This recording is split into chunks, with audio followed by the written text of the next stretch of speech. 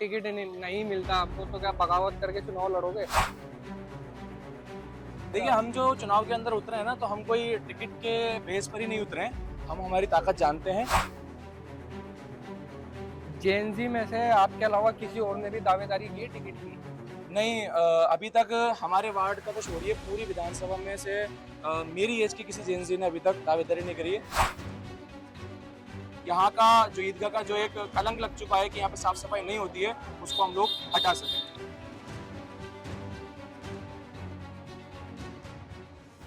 पहले तो मैं आपसे पूछना चाहूंगा, आज आप रफीक खान साहब के पास गए तो क्या लगा आपको, क्या माना था उनका टिकट को लेकर? हम हमारे लोकप्रिय एमएलए आदर्श नगर रफीक खान साहब के पास गए थे और उन्होंने काफ़ी अच्छा रिस्पॉन्स दिया है जेन जी के टॉपिक से रिलेटेड।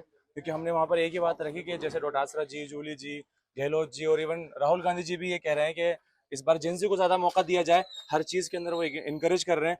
तो हमारे एमएलए साहब का भी यही विचार था। उन्होंने हमें बहुत इनकरेज किया इस चीज़ के लिए कि आप सब लोग यूथ जो है ईदगाह के जेन जीज इकट्ठे हो रहे हैं और आप जो है एक साथ इस पे आगे आना चाह रहे हैं और इस पे जेएनजी वाला आप टैग लगा करके किसी को चुनाव लड़वाने के लिए और आगे इश्यूज को उठाने के लिए आप करने की कोशिश कर रहे हैं।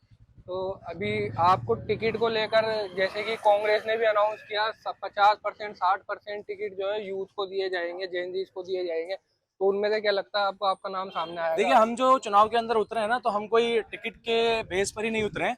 हम हमारी ताकत जानते हैं। अभी हमने धर्मेंद्र प्रधान को जो उसके खिलाफ हमने जो प्रोटेस्ट किया है पूरे इंडिया के अंदर और हमारे लोगों ने किया है, तो उससे हमें ये लगता है कि हमारी ताकत काफी ज्यादा है और जेएनजी इस बार अलग माइंडसेट से, अलग आइडियोलॉजी से आना चाहते हैं, चाहे वो किसी भी पार्टी से टिकट मांगे।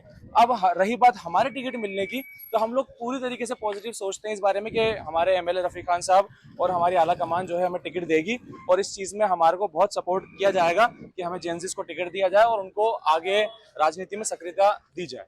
अगर मान लीजिए टिकट नहीं मिलता आपको तो क्या बगावत करके चुनाव लड़ोगे? नहीं नहीं, ऐसा ऐसा कुछ भी नहीं है।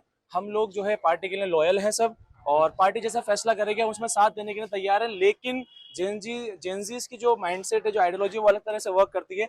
हम ये चाहते हैं कि आला कमान और हमारे एमएलए रफीक खान साहब हमें उस तरह से ट्रीट करें और हमें आगे सक्रिय भूमिका निभाने के लिए रिस्पॉन्सिबिलिटीज दें, हमें समझें, इस यूथ को समझें। और ये यूथ चाहता है कि इस बार एक जेनजी आकर के चुनाव लड़े और हम बहुत मजबूत इरादों के साथ आए हैं, चुनाव भी लड़ेंगे और चुनाव जीत के भी दिखाएंगे इंशाल्लाह। और अभी आपने यूथ कांग्रेस में भी जो है आदर्श नगर विधानसभा से विधानसभा अध्यक्ष के लिए चुनाव लड़ा, उसका रिजल्ट अभी आया नहीं है। तो अगर उसका रिजल्ट आपको लगता है कि टिकट के अनाउंसमेंट से पहले आ जाता है तो उसका प्रभाव पड़ेगा इस पर, टिकट पर? देखिए, ये बिल्कुल बिल्कुल क्लियर बात है, क्योंकि मैंने आदर्श नगर विधानसभा से बहुत अच्छा चुनाव लड़ा था यूथ कांग्रेस का, और मैं ये मानता हूं कि मैं बिल्कुल जीत की स्थिति में हूं। जो मेरे जेन्युइन वोट्स हैं उसमें जीत की स्थिति में हूं। तो अगर उसका रिजल्ट इस चुनाव से पहले आ जाता तो स्थिति बहुत अलग होती और हम लोग और पुरजोर तरीके से इसमें टिकट मांगते और जीतते भी। लेकिन रही बात वो इलेक्शंस के रिजल्ट को डिले करने की, तो वो कहीं ना कहीं थोड़ा सा माइनस पॉइंट रहा है, डिसअपॉइंटमेंट रही है हमें पार्टी की तरफ से। और हमें बहुत ज्यादा, हमारी पूरी टीम को, हमारे एरिया की यूथ को और मुझे खुद को भी बहुत ज्यादा इंतजार है कि वो रिजल्ट आ जाए और हम उसके लिए जो है आगे कर सकें उसकी जी, राजनीति। आपको क्या लगता है यूथ कांग्रेस का जो रिजल्ट है वो कब तक आ जाएगा? देखिए, अलग अलग डेट्स हमें सुनने को मिल रही हैं। कभी कहा जा रहा है कि 15 अगस्त तक आ जाएगा, फिर 20 अगस्त, फिर 30 अगस्त। लेकिन अब यही बात मुझे लगती है कि ये चुनाव जब निकल जाएंगे, निकाय चुनाव, उसके बाद शायद ये रिजल्ट निकाला जाए।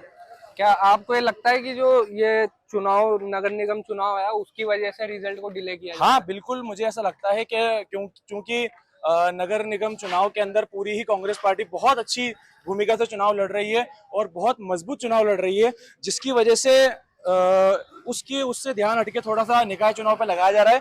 और हम भी ये बात मानते हैं कि पार्टी की बहुत बड़ी रिस्पॉन्सिबिलिटी है कि उसके सारे ही दावेदार जीते। तो हम भी चाहते हैं कि चलो ये पूरे चुनाव हो जाए और उसके बाद फिर हमारा रिजल्ट आया जाए। आपके यूथ कांग्रेस में लगभग टोटल कितने वोट थे?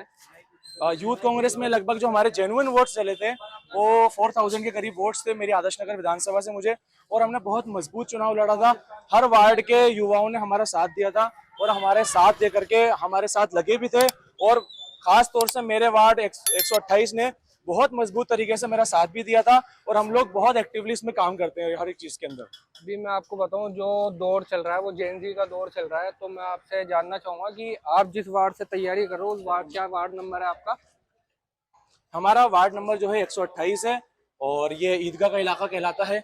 और यहाँ पर हम लोग ज्यादातर जो हमारी पूरी टीम है ये यूथ के इश्यूज को उठाते हैं, यूथ के इश्यूज पे काम करते हैं, स्टूडेंट के इश्यूज पे काम करते हैं। और आला कमान जो छात्रों की गूंज और ऐसे जितने भी इश्यूज को करती है हम उस सब पे पूरा एक्टिवली वर्क करते हैं, चाहे वो कैसे भी, चाहे सोशल वर्क हो, चाहे वो इकोनॉमिकल वर्क हो, हम सब पे करने की कोशिश करते हैं ताकि हम इसमें पूरी भूमिका निभा सकें। आपके वार्ड में टोटल जेनजी वोट कितने होंगे आपके हिसाब से? कम से कम मुझे लगता है कि हमारे वार्ड के अंदर मोर देन 5000 जेंजीज वोट होंगे। 5000। हाँ, टोटल हमारे यहाँ पे वोट जो है वो 16,000 के करीब हैं। तो अपन 5000 तो जेंजीज वोट और यूथ के वोट जो 35 ईयर्स तक के हो सकते हैं वो मान सकते हैं कि हमारे यहाँ पे इतने वोट्स होंगे। और इस बार वो सारे ही यूथ से जब हमने फीडबैक लिया है तो वो चाहते हैं कि एक जेंजी को यहाँ पर मौका दिया जाए और उसको आगे बढ़ाया जाए ताकि एक अच्छे माइंडसेट के साथ, एक अच्छी आइडियोलॉजी के साथ और पूरे यूथ को साथ लेकर के ये चुनाव लड़े जाए और ये चुनाव जीता भी जाए। जेनजी में से आपके अलावा किसी और ने भी दावेदारी की है टिकट की? नहीं, अभी तक हमारे वार्ड का तो छोड़िए, पूरी विधानसभा में से मेरी एज की किसी जेनजी ने अभी तक दावेदारी नहीं करी है। मैं 25 ईयर्स मेरी एज है, लेकिन अभी तक आज हम क्योंकि हमारे ब्लॉक अध्यक्ष से मिलकर आए थे तो उन्होंने भी ये कहा था कि आप सबसे यंगेस्ट जेनजी हैं जिसने टिकट मांगा है। अभी तक किसी ने भी इस चुनाव के अंदर 25 साल के किसी आदमी ने, किसी लड़के ने टिकट नहीं मांगा है।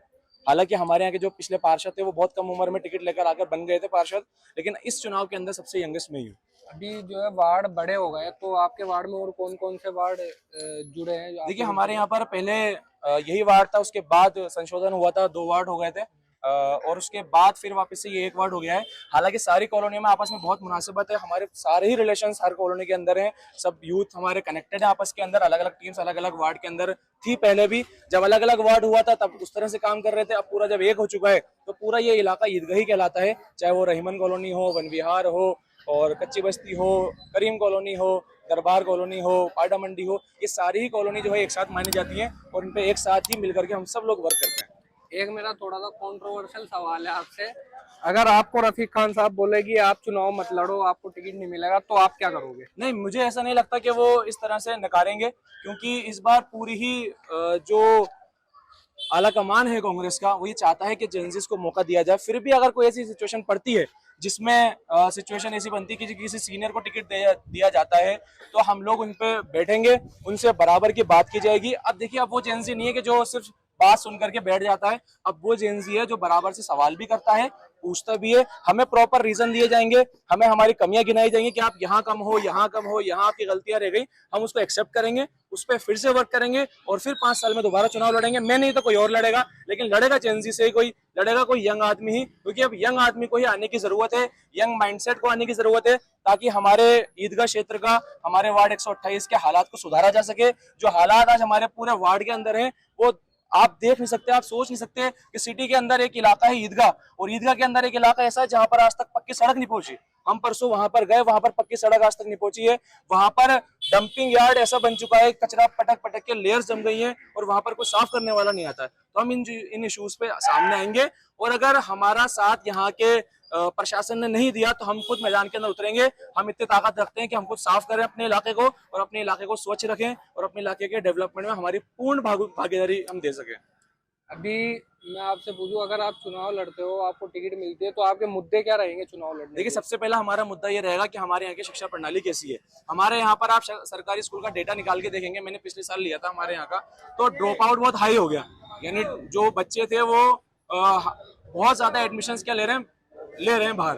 तो हम ये चाह रहे हैं कि हम उसको कम कर सकें, जो प्राइवेट स्कूल्स की मनमानियां हैं हम उसको कम कर सकें, उनको एक प्रॉपर तरीके से वर्क करवा सकें, सरकारी स्कूल्स की पूरी निगरानी हो, कॉलोनी के लोग उनके ऊपर पूरी निगरानी कर सकें और वो साथ मिलके कोऑपरेशन के साथ मिलके काम कर सकें। ये हम चाहते हैं इसके अंदर। सबसे पहला मुद्दा हमारा शिक्षा रहेगा, उसके बाद साफ सफाई हो गया, सीवर लाइन हो गई, इलेक्ट्रिसिटी हो गई, पहाड़ पे पानी की व्यवस्था हो गई। हमारे यहाँ पे बहुत सारी बस्ती पहाड़ पे रहती है, ऊपर पहाड़ के इलाके पे रहती है, ऊंचाई पे रहती है, वहाँ पे पानी की प्रॉब्लम्स हैं, सीवर लाइन की प्रॉब्लम है, बहुत सारी ऐसी प्रॉब्लम्स हैं। तो हम उन सब पे वर्क करना चाहते हैं। इसलिए हम चाहते हैं कि आपके चैनल के माध्यम से आगे तक हमारी बात पहुंचाई जाए और इस बार एक यंग चेहरे को, एक जेनजी को मौका दिया जाए ताकि ये सब लोग मिलकर के पूर्ण सक्रियता के साथ, यानी पूर्ण एक्टिविटी के साथ काम कर सकें और यहाँ का जो ईदगाह का जो एक कलंक लग चुका है कि यहाँ पे साफ सफाई नहीं होती है, उसको हम लोग हटा सकें। आप कह रहे हो इतने सारे इश्यूज है, तो मैं चाहूंगा आप मुझे अपना वार्ड घुमाओ। बिल्कुल, आज हम आपको वार्ड घुमाएंगे।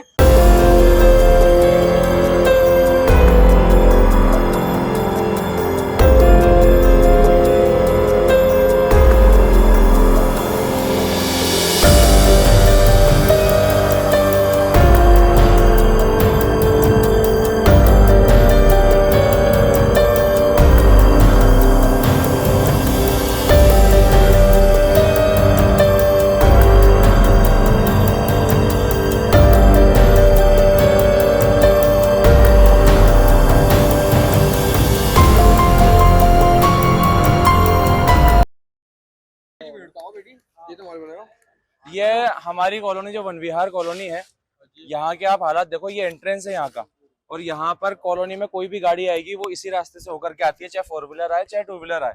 और यहाँ के आप हालात देखो, ये इतनी बड़ी कूड़ी है। और यहाँ पे इसकी जो 5 साल यहाँ के पार्षद रहे हैं, उन्होंने इसका कोई निवारण ही नहीं किया। उनके पास का कोई सोल्यूशन ही नहीं था।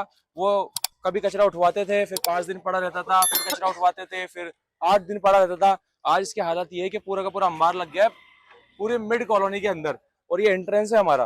तो इस तरह के हालात में हम लोग रह रहे हैं, इस तरह के हालात में मजबूरी में हमें रहना पड़ रहा है, जबकि हम चाहते नहीं रहना, लेकिन हमें रहना पड़ रहा है। तो इसलिए हम लोग आगे आना चाहते हैं और इस चीज को दूर करना चाहते हैं, ताकि हमारा वार्ड, हमारा शहर और हमारा जो राजस्थान है वो साफ रहे, और जो इसकी संस्कृति है वो जिंदा रहे।